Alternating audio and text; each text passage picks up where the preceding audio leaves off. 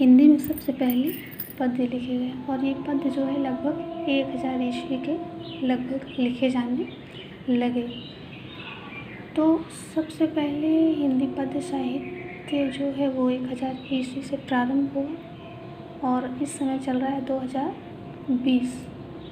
तो हमें लगभग 1020 वर्षों में, पिछले 1020 वर्षों में हिंदी में क्या लिखा गया उसके बारे में ये जानना है।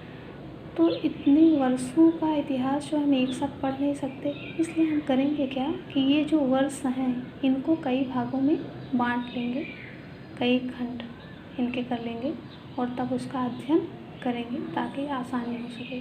तो हिंदी साहित्य के इतिहास को आसानी से समझने के लिए विद्वानों ने जो है इन्हें 4 भागों में विभाजित किया है। इसमें से पहला काल जो है उसे आदिकाल कहते हैं। आदिकाल ही होता है प्रथम। आदिकाल को वीरगाथा काल भी कहते हैं। दूसरा है पूर्व मध्यकाल जिसे भक्ति काल भी कहते हैं। तीसरा है उत्तर मध्यकाल जिसे रीतिकाल कहते हैं और चौथा काल जो है वो है आधुनिक काल। अब आप ये देख रहे होंगे कि इन कालों के सामने कुछ समय दिए गए हैं। पहले ऊपर जो समय दिया गया है वो है विक्रमी संवत में, 800 विक्रमी संवत से 1400 विक्रमी संवत तक, और उसके नीचे दिया गया है ईस्वी में। तो ये विक्रमी संवत और ईस्वी सन क्या है उसके बारे में थोड़ा सा जान लीजिए कि विक्रमादित्य जो एक राजा हुए थे इतिहास में, उन्होंने अपने शासनकाल में एक संवत शुरू किया था, उसे विक्रमी संवत कहा गया। तो ये जो विक्रमी संवत है वो आपके ईस्वी से 57 वर्ष आगे है। तो दोनों में हमेशा 57 वर्ष का अंतर रहेगा। तो हमारे हिंदी पद्य साहित्य का जो इतिहास है उसे हमने जिस पहले खंड में विभाजित किया है उसका नाम है आदिकाल, जिसे हम वीरगाथा काल भी कहते हैं। और इसका समय जो निर्धारित किया गया है वो विक्रमी संवत में 800 विक्रमी संवत से 1400 विक्रमी संवत तक, जबकि ईस्वी सन में 743 ईस्वी से 1343 ईस्वी तक। दूसरा जो काल है पूर्व मध्यकाल, उसे 1400 विक्रमी संवत से 1700 विक्रमी संवत और ईस्वी सन में 1343 से 1643 ईस्वी तक। तीसरा है उत्तर मध्यकाल जिसे हम रीतिकाल कहते हैं। विक्रमी संवत में इसे 1700 विक्रमी संवत से 1900 विक्रमी संवत तक, जबकि ईस्वी सन में 1643 से 1843 ईस्वी तक। चौथा है आधुनिक काल, 1900 विक्रमी संवत से अब तक। तो इसके आगे आपने देखा इसका काल विभाजन। अब यहाँ पर एक थोड़ा सा छोटा सा ग्राफ बनाया गया है, उसे आप आसानी से समझ पाएंगे कि हिंदी साहित्य का इतिहास जो है उसे हम किस तरीके से विभाजित कर सकते हैं। तो यहाँ हिंदी पद्य साहित्य का जो इतिहास है उसे विभिन्न कालों में बांटा गया है और उसकी कई शाखाएँ निर्धारित कर दी गई है, जैसे आदिकाल, भक्तिकाल, रीतिकाल और आधुनिक काल। आदिकाल जो है उसका समय है 743 ईस्वी से 1343 ईस्वी तक। आप ध्यान दे सकते हैं कि इस समय हमारा जो देश है वो कई छोटे छोटे राज्यों में बटा हुआ था। 1343 समझिए, और छोटे छोटे राजा थे वो आपस में ही लड़ते रहते थे अपने राज्य का विस्तार करने के लिए। तो वो जो इतिहास या साहित्य जो है वो लिखा जाता था, जो वो राजकवि एक प्रकार से लिखते थे, क्योंकि जो सामान्य लोग हैं उस समय पढ़े लिखे तो थे नहीं, आज जैसी शिक्षा थी नहीं। तो राज्य कवि अर्थात राजा के द्वारा आश्रित जो कवि है वो क्या लिखेगा, राजा जो चाहेगा उसकी इच्छा के अनुसार लिखेगा। और राजा ऐसा चाहता था कि उसके यश का, उसकी वीरता का जो है वो गुणगान हो, लोग उसके बारे में जानें।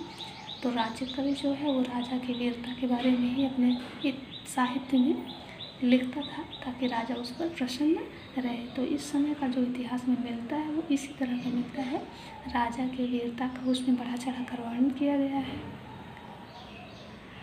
और यहाँ पर कुछ विशेषताएं दी गई हैं, जैसे आप देख लीजिए कि साहित्य जो लिखा गया है उनमें विशेषताएं क्या क्या है। इस समय का साहित्य हमें जो मिलता है तो उसमें आश्रयदाता जो राजा थे उनकी प्रशंसा की गई है।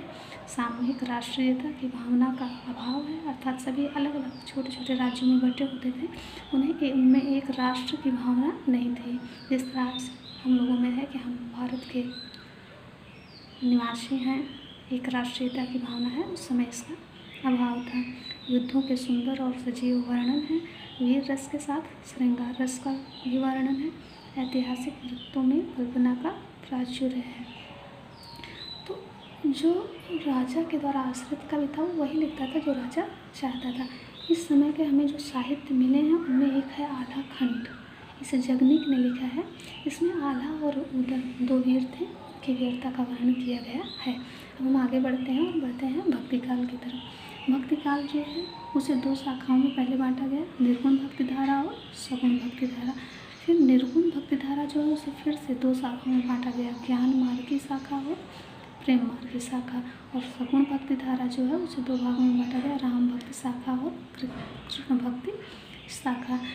तो हम सबसे पहले बात करते हैं कि भक्ति काल जो है इन्हें जो निर्गुण और सगुण में बांटा गया इसका क्या मतलब है। निर्गुण का अर्थ है गुणहीन और सगुण का अर्थ है गुण सहित। तो ईश्वर का भजन करने वाले, ईश्वर की पूजा करने वाले उस समय दो वर्ग हमें दिखलाई पड़ते हैं। एक तो ईश्वर को सभी प्रकार के गुणों से, रूप से, आकार से युक्त मानता था। वो मानता था कि हाँ हमारे ईश्वर ऐसे ऐसे हैं, उनमें ऐसा ऐसा गुण है। तो ये लोग जो ऐसा विचार करते थे वो सगुण कहलाए, ईश्वर को गुण सहित मानते थे। अब आप सुनते भी हैं और समझ भी सकते हैं कि इनके अंतर्गत हम किन किन लेखकों को, किन किन कवियों को ले सकते हैं। जैसे तुलसीदास हैं, सूरदास हैं। इनके जो ईश्वर हैं राम या कृष्ण वो गुण सहित है। वो बताते हैं कि उनके ईश्वर में कौन कौन से गुण हैं या क्या क्या विशेषताएँ हैं या उनके ईश्वर ने क्या क्या किया है।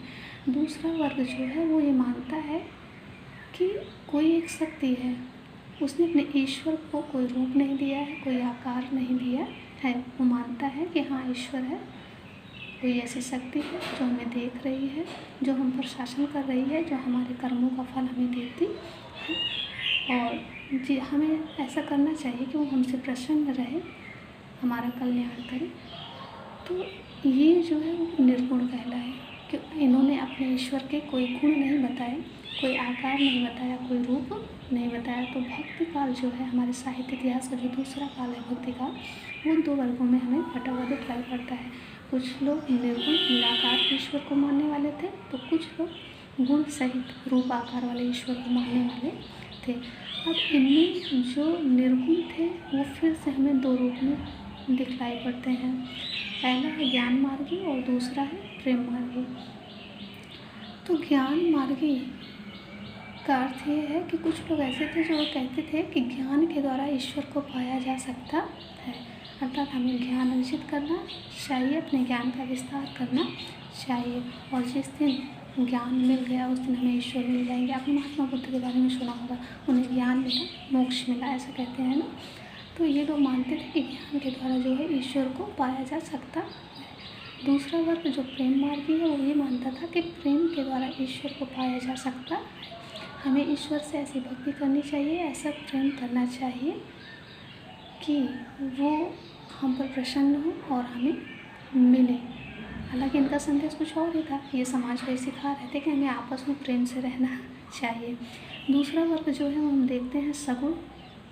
तो सगुण में भी लोगों ने ईश्वर के कई प्रकार से गुण या कई प्रकार से विशेषताएं बताई। कुछ लोगों ने राम के चरित्र का गान किया, तो कुछ लोगों ने कृष्ण के चरित्र का गान किया। तो सगुण में जो हम देखते हैं दो शाखाएं उस समय, ये जो हम जिस भक्ति काल की बात कर रहे हैं उस समय हमें दो वर्ग बटे हुए दिखलाई पड़ते हैं। कुछ लोग राम की भक्ति का गान करते थे तो कुछ लोग कृष्ण का। तो राम की भक्ति का गान करने वाले हैं तुलसीदास मुख्य रूप से, अगर हम देखें तो और लोग भी हैं, और कृष्ण की भक्ति का गान करने वाले हैं सूरदास। तीसरा काल जो है हमारे साहित्य इतिहास का वो है रीति काल। इसमें रीति काव्य जो लिखे गए हैं वो दो तरह से लिखे गए हैं, रीतिबद्ध, रीतिमुक्त, तीन तरह से लिखे गए हैं और रीति सिद्ध। और चौथा काल है आधुनिक काल। आधुनिक काल भी काफ़ी विस्तृत है और इसे कई वर्गों में बांटा गया है। आप यहाँ देख रहे हैं भारतेंदु युग, द्विवेदी युग, छायावादी युग, प्रगतिवाद, प्रयोगवाद। तो ये आपका हुआ काल विभाजन। आगे हम इसके प्रत्येक काल को अलग अलग विस्तार से पढ़ेंगे।